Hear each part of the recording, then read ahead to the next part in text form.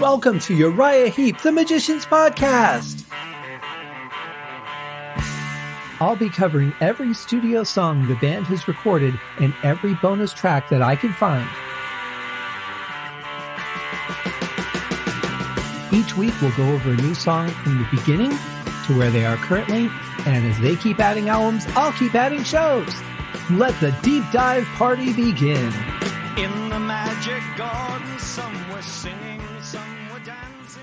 Hello and welcome to an episode of Uriah Heep, the Magician's Podcast. I am your host, Scott Haskin, and I am here with another fun-filled Uriah Heep song, nearing the end of season 21 already, folks. This one went by fast. 12 songs on it. That's 3 weeks worth of episodes. But man, they just flew by, didn't they? We're talking about War Child today, the second sort of war-themed song on this album. And I say we just get right into it. What do you say? Here it is. Open your eyes, you're still here, still safe, at peace in this world, so great, you're free, you don't have to fight for your life, but just say, there's fire from the sky, and you're burning alive. This is a really nice long build right from the beginning. You know, we don't have but a couple of seconds before the vocals start, and just kind of goes up and drops down and goes up a little more and then drops down just a little bit. Really interesting. I like the idea of it. I've heard it done a couple of times. I can't think of any examples right now, but there's some songs that have done those kind of builds from the beginning. The organ sound is really dominating the full scope of everything right now. It's those lower tones that are just really filling up the sides, but everything's still very audible. You know, you can hear the drums, you can hear the vocals, everything sounds good. Very curious to see what direction this song goes in.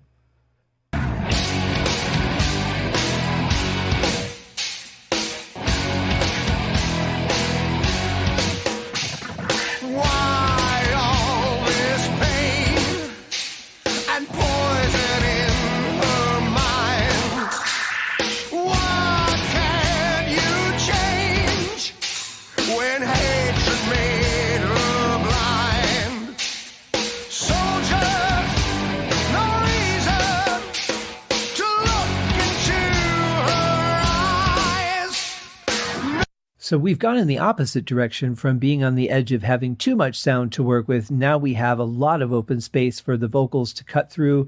I really like that short China that Russell's playing. It's got a really nice crash sound to it, but I like that it just cuts off very quickly. Really nice. And then we've got, some nice fill-ins from Phil on the keyboards, but really that strong organ cuts through still.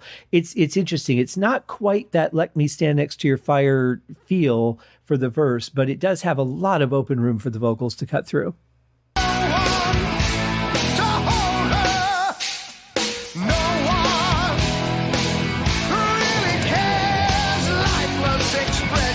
Destroyed all conception for children in the street.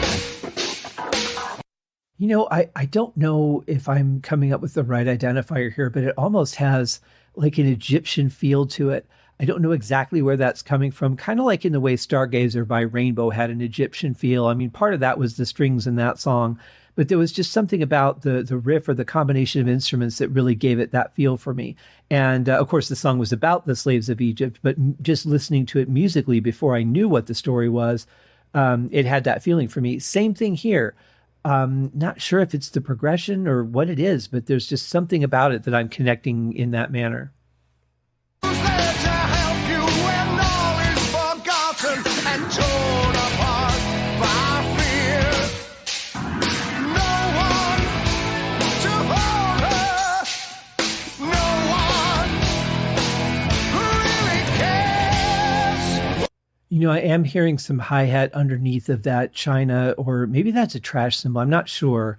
It does sound kind of short for a China. Chinas usually have a little bit more ring out than that. But in any case, it's an effect cymbal of some sort. But I like it. I like the use of that, and I'm definitely hearing some hi-hat in the background, so I'm guessing he's probably doing that with the foot pedal. But in any case, great sound overall. I love the vocals. There's a lot of strength in the voice. I love the flow of the verse. That's really nice too. And to anybody who, I don't want anybody to misunderstand what I said earlier. Stargazer to me is an epic song. So for me to make any comparison to that, that's totally complimentary. I love that song. I have for, I don't even know how many decades I've been listening to it now, but since I was very young, and it's just an epic song to me. So that's just total compliment.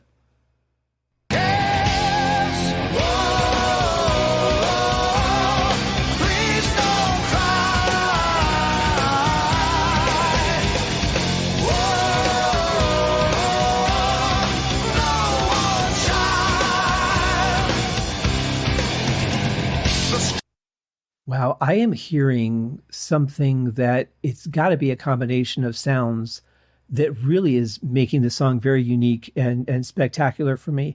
In that last section, I know it was part bass. I think it's part guitar, and there might have been some keyboards blended in with that as well, something in the lower range of the keyboard, maybe on the Hammond or on the Nord, I should say. But those notes that were coming in on the downbeat, they're just really cool. They have a really amazing sound to them. And that really brings out just a whole different level of feeling to this song. I love that. Absolutely love it. Struggle for power that grows by the hour like the blood beneath the feet. Despairing with heartache, there must be somebody to help her in such need. No one to hold her, no one who really cares. Whoa, please don't cry.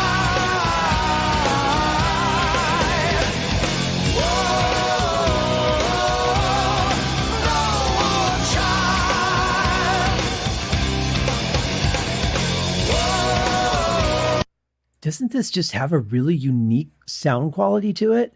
It's really baffling me. The exact combination I can't quite figure out. There might be two guitar tracks in there too, or it could just be the bass and guitar, but I feel like there's a little bit of organ in there, at least a little bit. And I'm not talking about the main, higher end sounding organ that's really cutting through and sounds very Hammondy. I'm talking about there's something in the lower register.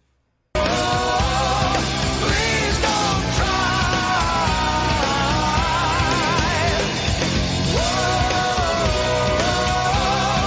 No one child.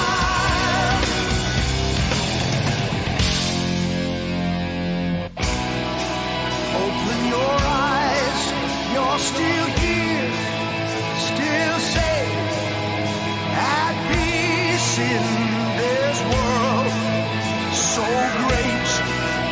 You're free, you don't have to fight for your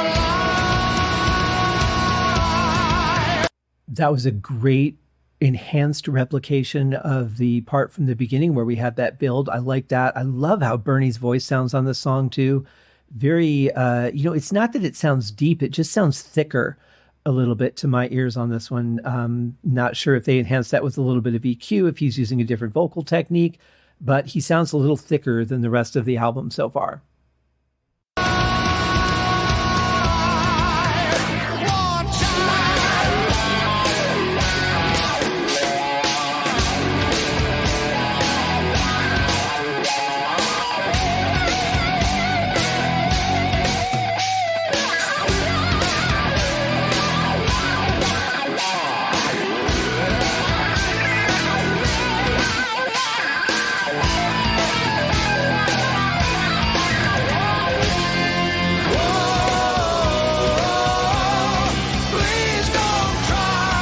That was a pretty wild solo. All still within context of the song, but pretty wild. A lot of fast notes on that one. Sounded really good, though. I love his style when he plays like that. It's pretty common and pretty signature for him, but I just love the way that he incorporates that into his solo.